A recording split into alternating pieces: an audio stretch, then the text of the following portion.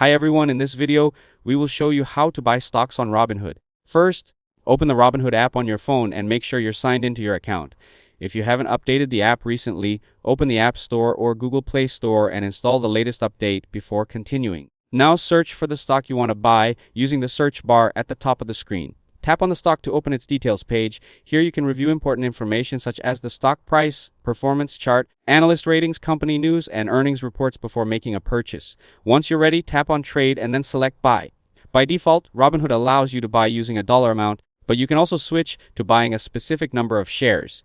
Enter the amount you want to invest. You can also tap Order Type if you want to use a different order option instead of the default buy order. After entering your amount, tap Review Order. Carefully check the stock name, quantity, estimated cost, and order details. If everything looks correct, tap or swipe up to submit your order. Once your order is executed, the shares will appear in your portfolio. You can track your investment, view performance, buy more shares, or sell your stock anytime from the Robinhood app.